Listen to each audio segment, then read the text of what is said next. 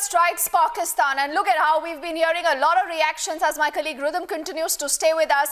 And I also say good evening now to the man of the moment, because he's Lieutenant General Retired DS Hooda Saab, the surgical strike architect. Thank you so much, sir, for taking our time to speak to us here on Republic. What are your first thoughts when you heard of what has happened, sir? How important was this? How do you look at what has happened so far, sir?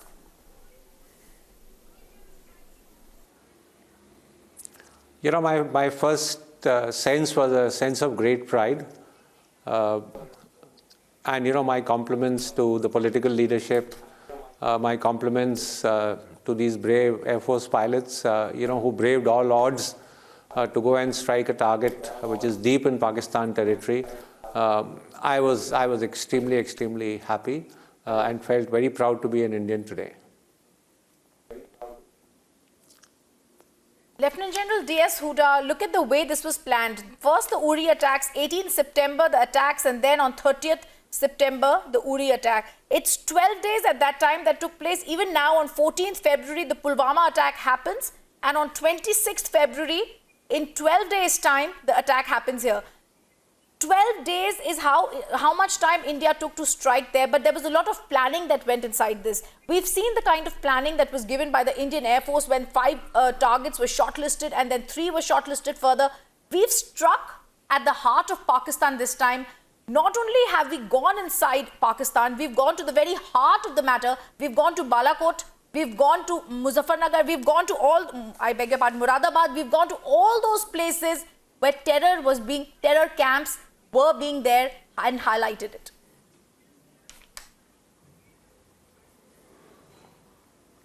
So, you know, this actually shows two things. One is, you know, the level of planning and preparation.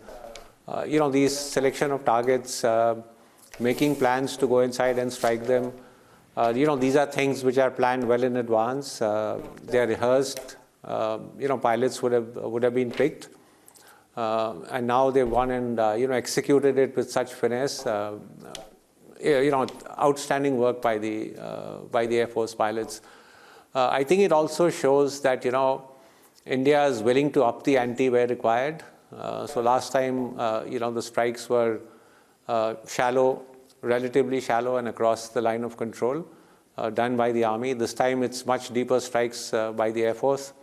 I think it's, you know, it signals a much more confident India who's willing to, you know, do what it takes for protecting its national interests.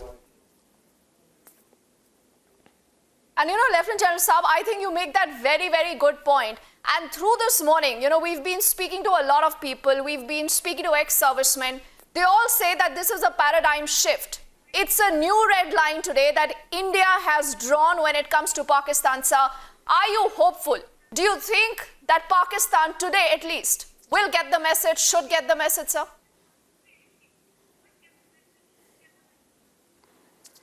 Well, Pakistan should get the message because, you know, what we have sent out, you know, is a very, very strong response to Pulwama.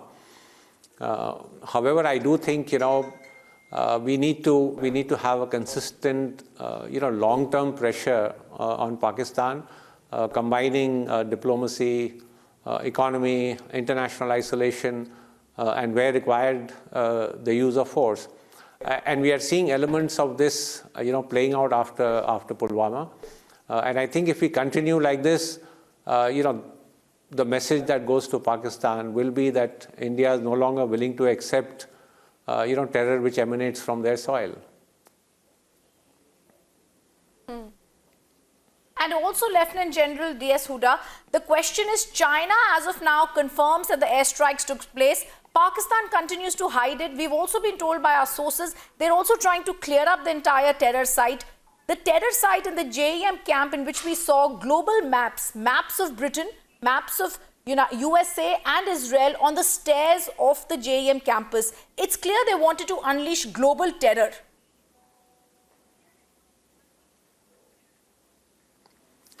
There is no doubt about it. You know, you look at Pakistan, you know, it's the epicenter of terrorism flowing all across the globe. There are countries, every country has sort of condemned, starting from our neighborhood, India, Iran, Afghanistan, to European countries, to Israel, to America. Everyone's fed up. I know China is a little muted about what is happening in Pakistan, but there will come a time when they will also realize that harboring terrorists and terrorism is a threat actually to global peace. And when you make that point, sir, because you have been the Northern Army commander during the surgical strikes again that did India very proud. But when it comes to Pakistan, plausible deniability, living in delusion, I think are two important characteristics of this rogue nation that doesn't change. Many today say, what if Pakistan attacks you? What if escalation really happens? But is it not escalation when Pakistan hits out at our men in Pulwama? Is that not escalation? And should only the fear of escalation stop us from retaliating?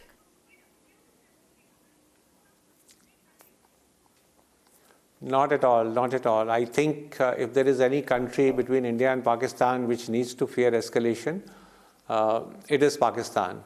And you see that in their statements, after the last surgical strikes, Pakistan completely denied that anything had happened in their territory. And that's because they didn't want to escalate it beyond a certain point. Even this time, the statements, which are coming out of Pakistan are, that there was an airstrike, but, it sort of hit thin air. It's just, fell in no man's land. Nobody's got injured. Nobody's got hurt. So I think the one country which fears escalation is Pakistan. But having said that, we can't let our guard down. You could see some limited reaction from Pakistan. And I'm sure, our defense forces, Army, Navy, Air Force is well prepared to deal with that response.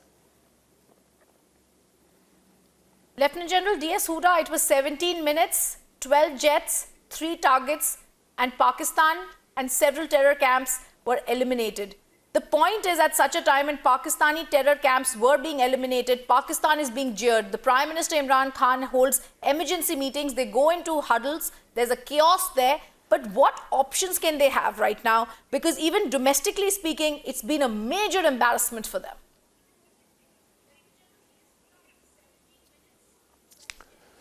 I think there'll be some very, very hard choices before the Pakistan Prime Minister.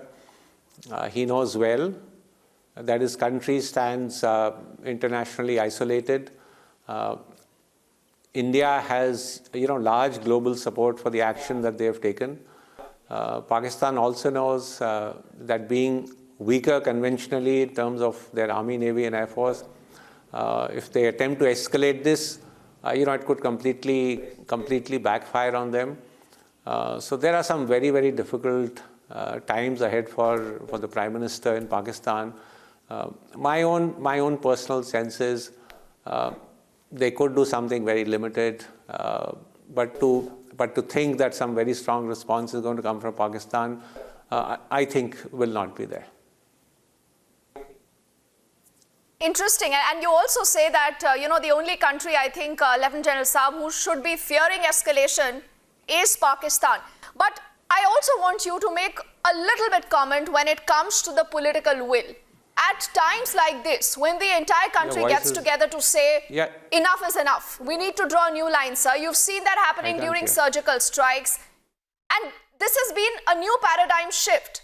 Now, can all this happen without the political will? Or if you just want to, take the question the other way around, how important is the political will? I think when we take that question, Rhythm, I think unfortunately we've just lost that line now with Lieutenant General Saab, but we'll try to get him back. Yes. Because he is a man who matters.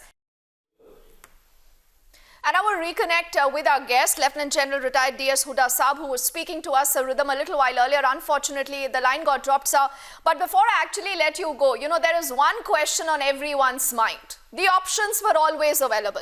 Our forces have always been equipped when it comes to dealing with a rogue state called Pakistan. But why did we never do that? Why did we wait for today to draw that red line when it comes to Pakistan, sir? How important is a strong political will in times like these?